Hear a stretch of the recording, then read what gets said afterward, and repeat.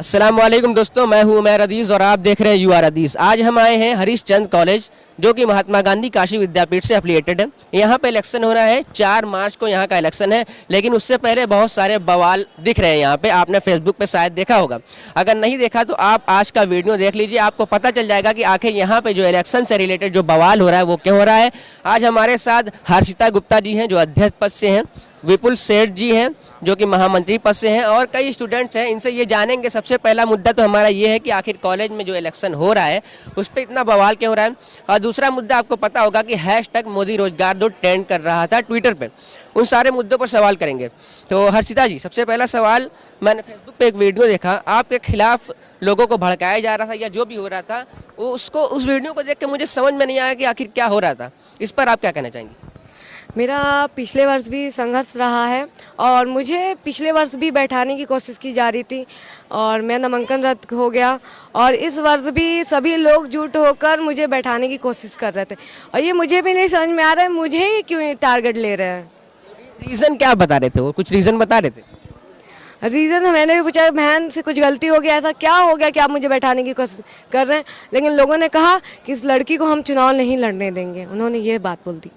मेरी कुछ लोगों से बात हुई थी, उन्होंने ये कहा कि आप पिछली साल फर्जी मार्कशीट बनवा कर शायद नामांकन कर रही थी, ऐसा कुछ उन्होंने कहा। फर्जी, जब मैं फर्जी बनवाने गई थी उनसे जब पूछिएगा क्या फर्जी बनवाते समय आप मोहर लगवा रहे थे क्या उस समय। तो ये आप इस पर क्या कहना चाहिए? देखिए, बातें यही है, अगर फर्जी मार्कशीट की बात है तो महाविद्यालय प्रशासन पूरी तरीके से जांच करता है, उसका निष्पक्षता से जांच कराइए और उन लोगों के खिलाफ जो बातें करें उनके खिलाफ 420 का मुकदमा दर्ज किया जाए और कानूनी कार्रवाई, कड़ी से कड़ी कार्रवाई की जाए। आपने लीडर बनने की पहली सीढ़ी पर कदम रख दिया है, तो क्या आप लोगों का क्या एम है? जैसे हमने और लीडरों को देखा, वो लीडर बनते जब हैं, लीडर बनने से पहले उनका बहुत सारा वादा होता है कि हम ये करेंगे, लेकिन लीडर बनने के बाद, नेता बनने के बाद जब वो इलेक्ट हो जाते हैं उसके बाद सारा वादा भूल जाते हैं। तो आप क्या एम रख के आई आप? देखिए, पहली बात तो मैं अपने छोटे भाई बहनों या बड़े भाई बहनों से कोई झूठा वादा करने नहीं आई हूँ। मैं इस महाविद्यालय में अपने भाई बहनों में वो यूनिटी चाहिए, जैसे कि महाविद्यालय में कुछ भी अगर मेरे भाइयों बहनों पर कुछ भी अत्याचार होता है तो सभी छात्र छात्राएं महाविद्यालय के सब एक हो जाएं। विपिल जी, आप क्या कहना चाहेंगे इस पे? बहुत ज़्यादा हमारा मुद्दा वो नहीं है कि हम ये करेंगे वो करेंगे, जो कि वादे लोग करते हैं और भूल जाते हैं। तो हम छात्र छात्राओं के साथ मिलकर अपना मैनिफेस्टो बनाएंगे, जो कि हमारा 2 मेन मुद्दा है। कॉलेज में फर्स्ट एड की कमी है, फर्स्ट एड लाना है, पुलिस चौकी लगवाना है जिससे कि हमारे छात्र भाई बहन को कोई भी दिक्कत हो तो तुरंत एक्शन लिया जा सके। और तीसरा हमारा मेन जो मुद्दा है जिससे कि हम लोग चाहते हैं हमारे छात्र भाई बहन हमसे जुड़े रहें, हम अपने कॉलेज के हर फैकल्टी में सुझाव पेटिका और शिकायत पेटिका लगाएंगे। हरीश चंद में हमने बहुत देखा है कि विवाद बहुत होते हैं, लड़ाइयाँ बहुत होती हैं, झगड़े बहुत होते हैं, ऐसा क्यों? ये हम विद्यार्थी परिषद के लोग हैं, हम लोग सीधे साधे और अपना सिर्फ कर्म करना जानते हैं, लड़ाई झगड़ा बवाल से तो बहुत दूर रहते हैं। यहाँ पे समाजवादी पार्टी छात्र सभा के लोग हैं, वो एकदम इसको अपना प्रचार चुनाव कार्यालय बना चुके हैं महाविद्यालय को। हमारे प्रचारक, हम सभी लोगों को प्रचारकों को डराया धमकाया जाता है और कुछ बाहरी, तो यहाँ पे विपक्ष के लोग जो हैं बाहरी आकर यहाँ पे प्रचार करते हैं। तो इन सबको सुधारेगा कौन? जो भी यहाँ पे जो भी लीडर बनते हैं वही लड़ाई झगड़ा रहता है? नहीं, लीडर बनने पे लड़ाई झगड़ा रहता नहीं है। जो हमारे छात्र भाई बहन कहीं ना कहीं भाग जाते हैं, कोई पार्टी दे देता है। अभी 2 दिन पहले हमारे महाविद्यालय में हुआ कि क्रीम रोल बांटा गया बच्चों में। क्यों बांटा गया? क्योंकि हमको उनका वोट मिल सके। अभी कल कॉपी बांट दिए, कॉपी उस पर अपना स्टिकर चिपका के। तो क्या ये छात्र संघ राजनीति में ये अस्तित्व गिराने का काम अब छात्र भाई बहन को खरीदने का काम कर रहे हैं? ये सब हम लोग का नहीं है। अगर हम काम छात्र भाई बहन से सिर्फ एक छोटा सा मांग करते हैं, अगर हम काम किए हैं तभी आप हमको वोट दीजिएगा। ये जो खा पी कर और ये कॉपी किताब पेन बिस्किट ये सब पे बिकने का काम मत कीजिएगा।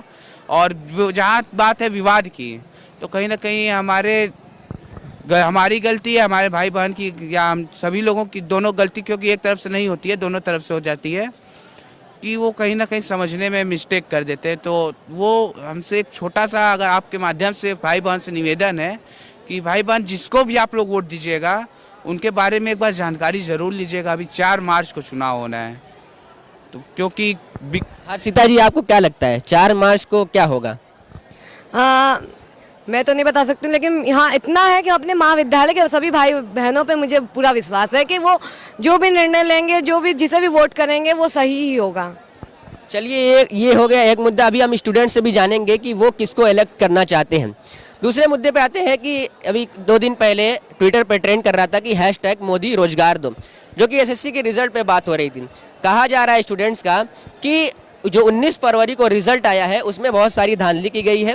किसी का अगर 200 आउट ऑफ 200 मार्क्स आया है तो उसको घटा दिया गया है, 100 आया है तो उसको बढ़ाकर 150 कर दिया गया है। तो ऐसा क्यों किया जा रहा है, जबकि 5 साल पहले का अगर आप 15 जुलाई 2015 का वीडियो देखेंगे हमारे प्रधानमंत्री मोदी जी का, तो उन्होंने ये कहा था कि 1 करोड़ रोजगार देंगे वो। लेकिन कहाँ गया सारा रोजगार? आज स्टूडेंट सड़क पे हैं और BHU गेट से उनकी गिरफ्तारियां हो रही है। ऐसा क्यों हो रहा है?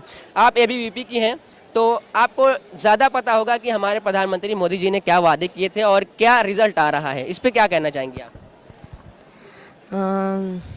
शिक्षित ज़्यादा हो रहा है स्टूडेंट्स, लेकिन उसको पकौड़े बेचने पड़ रहे हैं। और मोदी जी का ये भी कहना है कि अगर कोई पकौड़ा बेच रहा है वो भी एक रोजगार है। तो क्या आप ये कहना चाहेंगे कि LLB करके MBA करके कोई ठेला लगा के पकौड़ा बेचे? इस पे क्या कहना चाहिए? भैया वो रोजगार, अगर वो कहते हैं रोजगार, तो बिल्कुल वो रोजगार है। पकौड़ा बेचना एक रोजगार है। और अगर यानी MBA करके अगर कोई बेचता है पकौड़ा तो ये सही, कहाँ तक से सही है? वो चीज़ नहीं सही है, लेकिन अगर बात आती है रोजगार की तो पकौड़ा बेचना भी रोजगार है। और वो क्योंकि वो अपने मेहनत से कमा रहा है। रोजगार तो है भैया, लेकिन नौकरियां जो 1 करोड़ सरकारी नौकरी के उस लायक भी तो होनी चाहिए। सरकार आप MBA कर लिए हैं, लेकिन उस नौकरी के लायक हैं कि नहीं? आपको पता होगा अभी जो SSC का रिजल्ट आया है उसमें तकरीबन 80,000, अगर मेरा डेटा सही हो, 80,000 लड़के ऐसे हैं जो क्वालिफाई कर चुके हैं। और कितनी नौकरियां खाली पड़ी हैं, लेकिन वैकेंसीज खाली होते हुए भी स्टूडेंट्स को वहाँ पे सीट नहीं दी जा रही है। यहाँ सरकार सरासर गलत है। इसको जरूर छात्र हित की लड़ाई है, हम लोग जरूर लड़ेंगे। और चाहे जो भी हो सरकार में, उससे हम लोग नहीं डरने वाले हैं।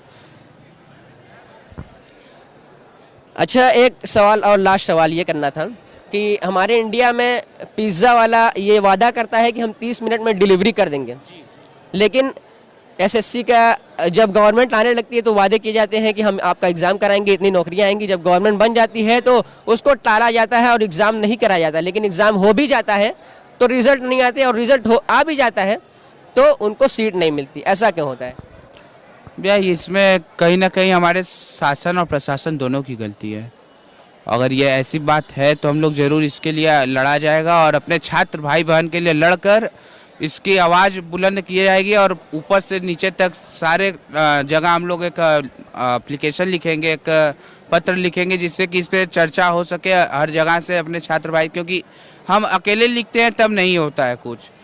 अगर एक ही मुद्दे पे लगभग 100, 50, 150, 200 जब जाएगा उनके पास लेटर, तब कोई ना कोई एक्शन लेने का वो काम करेंगे। इससे ज़रूर हम लोग बहुत जल्द ही इस पे हम लोग कार्रवाई करेंगे और मतलब जाकर मिलेंगे जिला प्रशासन जी से। PMO कार्यालय जरूर जाया जाएगा इस मुद्दे को लेकर कि ऐसा क्यों हो रहा है। चलिए, आप जब PMO कार्यालय जाइएगा तो हमें एक बार ज़रूर बताइएगा ताकि हम आपका फिर से बाइट ले सकें। सर जी, आपसे एक सवाल ये कि SSC में, अगर आपको नहीं पता होगा, बहुत सारे एग्ज़ाम में करप्शन बहुत होते हैं। मतलब फॉर्म भरवा दिए जाते हैं लेकिन एग्ज़ाम नहीं कराया जाता, टाल दिया जाता है। ये करप्शन ही तो है। तो इसको कैसे आप सुधारने की कोशिश करें? करप्शन को सबसे पहले सुधारने के लिए सिस्टम में ईमानदार लोगों की ज़रूरत है। सबसे ज़रूरत ईमानदारी अगर रहेगी तो करप्शन नहीं होगा। अगर हम ईमानदार रहेंगे तभी करप्शन को ख़त्म किया जा सकता है। इसका सबसे बड़ा पॉइंट यही है, ईमानदारी। अगर आप ईमानदार हैं, डटे रहेंगे, नहीं बिकेंगे तो करप्शन होगा ही नहीं। जी, बहुत बहुत धन्यवाद भैया। आप देख रहे हैं UR अदीज़। अगर आपको ये वीडियो पसंद आए तो प्लीज़ इसे लाइक